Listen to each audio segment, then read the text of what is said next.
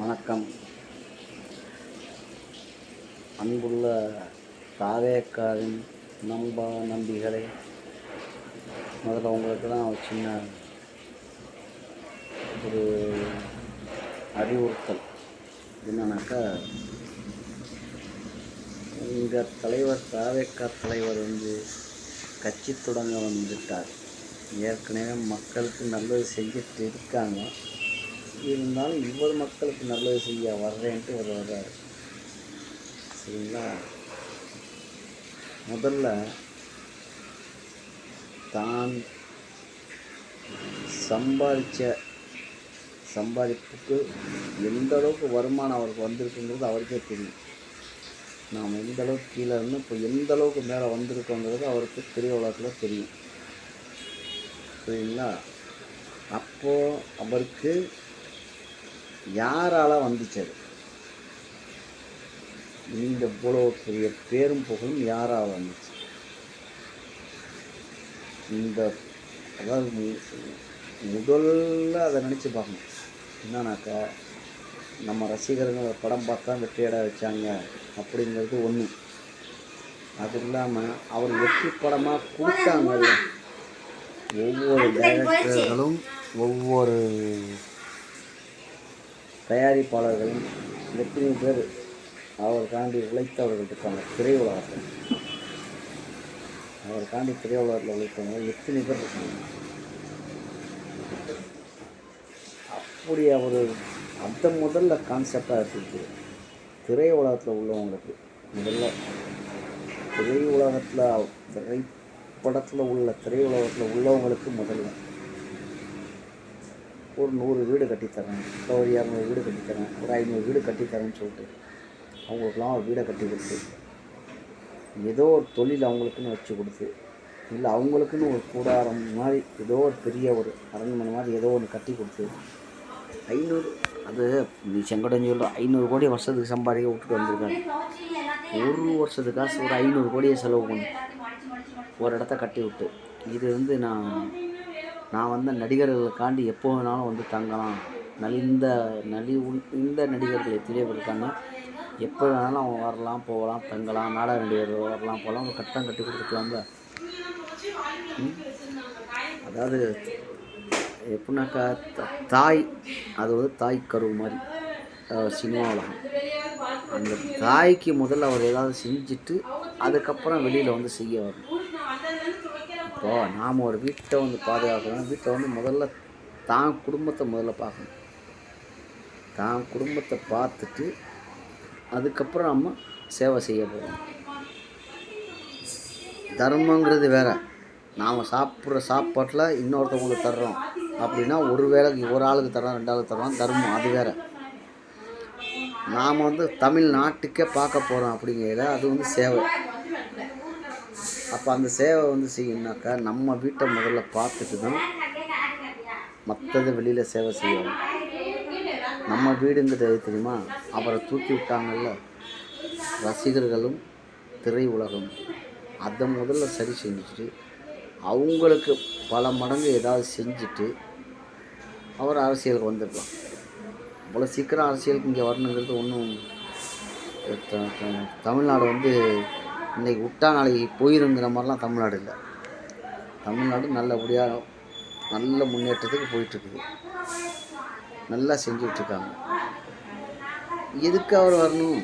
500 கோடியை விட்டுட்டு வந்துட்டாருங்கிறது போய், அவர் 500 கோடிக்கு மேலே 1000 கோடியாக வாங்கிட்டு வந்திருக்காருங்கிறது தான் உண்மை.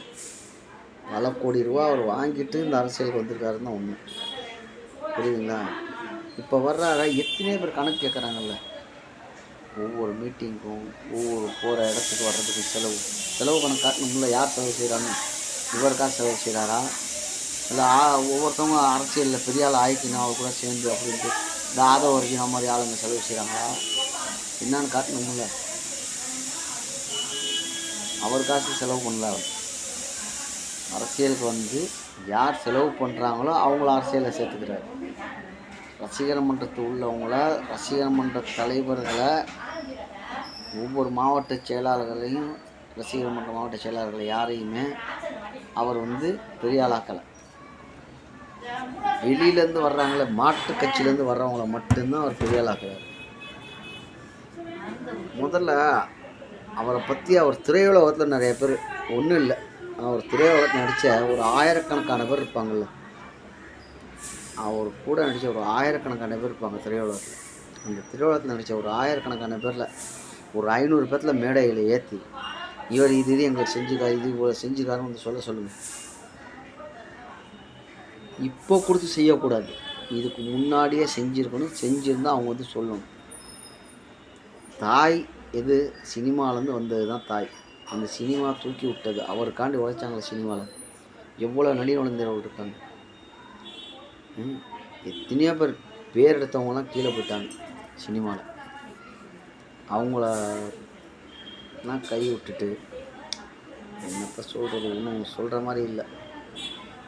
ஏதோ அரைகுறையாக வந்து சேர்ந்துட்டார், இருக்கிற அவருக்கு இருந்த மரியாதையை கெடுத்துட்டு போகிறார். இந்த வகையில் ரஜினிலாம் தெரியாமையாங்க, விளையாட்டு சொல்ல.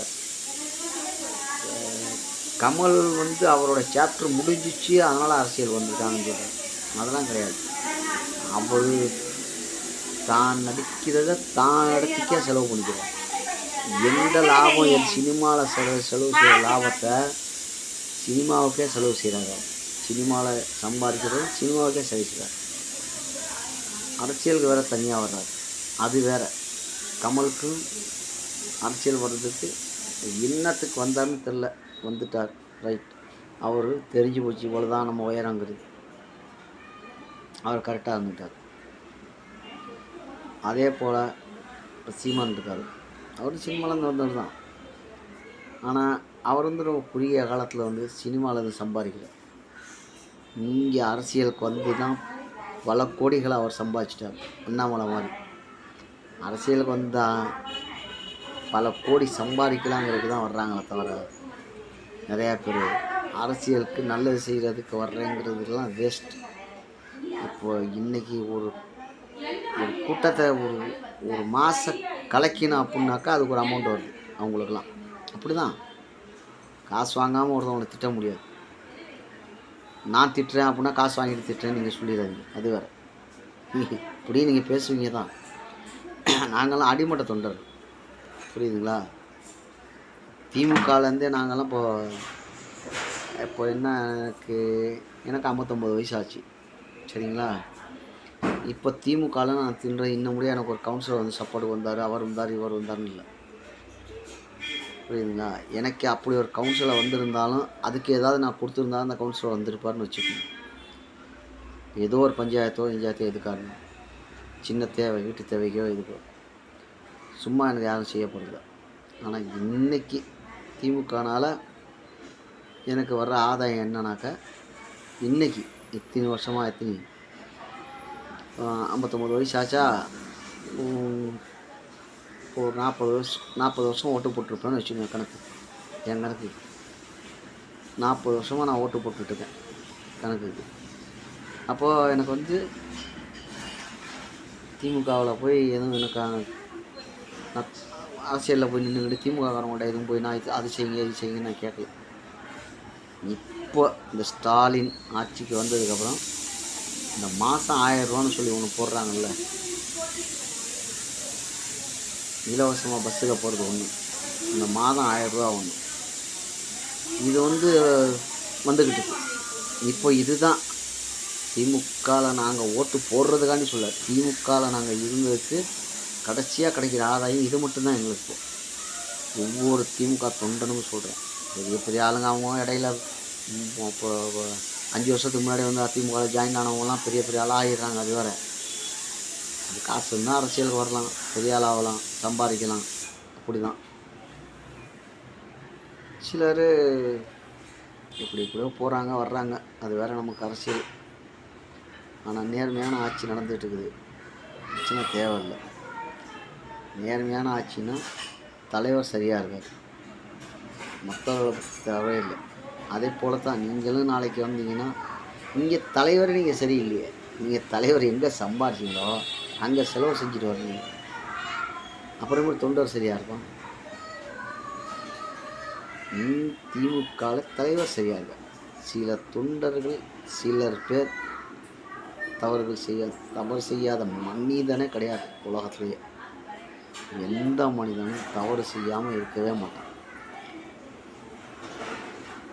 தவறுங்கிறது செய்யாத ஒரு மனுஷன் கூட பிறப்புல கூட கிடையாது. புரியுதுங்களா? ஆமாம். அதாவது என்ன சொல்கிறது, யோக்கியன்னு உண்மையில சொல்கிறேன். இப்போ உலகத்திலே கிடையாது யாருமே. ஏதோ ஒரு தவறு செஞ்சு தான் இருப்பாங்க. தவறு செய்யாத மனிதனே கிடையாது. மனுஷன்னா தவறு செய்ய தான் செய்யும். ஆனால் நீங்கள் ஸ்டார்டிங்லேருந்தே சம்பாரிச்ச இடத்துக்கெல்லாம் ஒன்றும் செய்யாமல் செஞ்சுட்டு மக்களுக்கு சேவை செய்ய வர்றேன்னு சொல்லியிருக்கீங்க. மக்களுக்கு சேவை செய்யலாம் வரல. நீங்கள் மக்களுக்கு வந்து தொல்லை கொடுக்க தான் இப்போ வந்திருக்கீங்க. அழகான ஆட்சி நடந்துட்டுருக்குது. அவங்க பாட்டுக்கு அழகாக நடந்துட்டுருக்காங்க. இதை போராட்டக்களமாக்குறீங்க நீங்கள் வந்து. வேலை தண்ணி குடித்தா கூட நீங்களாம் இன்னும் 30 வருஷம் ஆனால் கூட நீங்களாம் ஆட்சி அமைக்கிறீங்க. நாளைக்கு சந்தர்ப்ப சூழ்நிலைகள் சரியில்லைன்னா அதிமுகவும் திமுக கூட கூட்டணி அமைஞ்சிடும். சந்தர்ப்ப சூழ்நிலைக்கு சொல்கிறேன். நீங்கள் அழிக்கன்னு நினச்சிங்கன்னா அதிமுகலாம் ஒரு ஆளே கிடையாதுங்கிற மாதிரி நீங்கள் பேசுகிறீங்க வந்து. புரியுதுங்களா? நாளைக்கு 2 பேரும் ஒன்று சேர்ந்துட்டாங்க, அதிமுகவும் திமுக சேர்ந்துச்சின்னா இன்னும் 100 வருஷத்துக்கு அழிக்கவே முடியாது. ஒன்று தெரிஞ்சுக்கணும். நீங்கள்லாம் நேற்று வந்தால் காலன் வந்து அதிமுக அழிக்கிறேன், திமுக அழிக்கிறாங்க. திமுக மட்டும்தான் எதிரி, மற்றதெல்லாம் எதுவுமே இல்லை, களத்திலே இல்லைங்கிறீங்க. என்னத்த சொல்கிறது, களத்திலே இல்லாதாலும் நீ ஏன் எம்ஜிஆர் அந்த கட்சியில் உள்ளவங்க ஏன் நீ போட்டுக்கிற? எம்ஜிஆர் ஜெயலலிதாலாம் களத்திலே இல்லைன்னு சொல்கிறீல்ல, அவங்களுடைய புகைப்படத்தை ஏன் நீ வச்சுக்கிற? இது என்னமோ சொல்லுவாங்க, ஒரு பச்சையாக சொன்னால் தப்பாக போயிடும். அது நீ பெத்த பிள்ளைக்கு நீ ஓன் பேரை தான் ஏன் வைக்கணும்? நீ பெத்த பிள்ளைக்கு ஓன் பேரை தான் வைக்கணும். புரியுதுங்களா? அது வந்து அடுத்தவன் பேரை வைக்கிறது முறை கிடையாது. அது அந்த மாதிரி வச்சுக்கக்கூடாது. தாவேக்கால யார்? உன்னுடைய தொண்டர்களை வச்சு நீ ஆரம்பிக்கிற. உன் தொண்டர்களை வச்சு கட்சி ஆரம்பி. அடுத்த கட்சியிலேருந்து ஃப்ராடு பண்ணவன், தேவையில்லாத வேலை செஞ்சவன், கட்சி மாறினவன், ஊர் முல்லை அடித்தவன், அவனெல்லாம் நீ ஏன் திரும்ப நீ சேர்த்துக்கிற? நீ யோக்கியமான கட்சியாக இருந்தால் யோக்கியம் மட்டும்தான் இருக்கும். அடுத்த கட்சிக்காரனை ஒன்றும் சேர்க்கக்கூடாது. எப்போ திரும்ப சேர்க்கணும்? நீ அரசியல் ஆராய்ஞ்சி நீ ஜெயிச்சு நீ முதலமைச்சர் ஆனதுக்கப்புறம் அதுக்கப்புறம் தான் நீ ஆளுங்களை சேர்க்கணுமா சேர்க்கக்கூடாதான்னு முடிவு பண்ணு. நீ இப்போயே அடுத்த கட்சிக்காரங்களாம் கொண்டாந்து சேர்த்துக்கு நீ ஆளாகலாம் நினச்சேன்னா அது யோக்கியமான கட்சியாக வராது. சீமான்கிட்ட பிடிச்ச ஒரே ஒரு வார்த்தை என்ன தெரியுமா? அண்ணாமலை, சீமான், பழனிசாமி எல்லாமே நல்லா போய் பேசுவாங்க. அண்ணாமலையும் அப்படி தான், நல்லா போய் பேசுவார். உண்மை மாதிரியே போய் பேசுவார். சீமானும் அப்படி தான். நேற்று நடந்ததை இன்றைக்கி நடக்காத மாதிரி பேசுவார். இன்றைக்கி நடந்ததை நாளைக்கு ஒரு மாதிரி பேசுவார். ஆனால் அவர்கிட்ட பிடிச்சது ஒன்றே ஒன்று என்னன்னாக்கா, சீமான்கிட்ட தனித்து தான் இருப்பேங்கிறார்ல, அந்த ஒரு கொள்கை மட்டும் அந்த ஆள் பிடிச்சிருக்கு. அந்த ஆள் கொள்கை அது மட்டும்தான். மற்றபடி அவர்கிட்ட எந்த விதமே பிடிக்கல. நான் தனியாக தான் நிற்பேன், தனியாக நின்று காட்டுறாருல, அது ஒன்று தான் சீமான்கிட்ட பிடிச்சது. வேஸ்ட்டு. ரொம்ப குயிக்காக நீ ஒரு 10-15 வருஷத்தில் கட்சியை கழிச்சு நீ போகிற. அதுதான் உண்மை. பார்த்துக்கோ. நன்றி, வணக்கம்.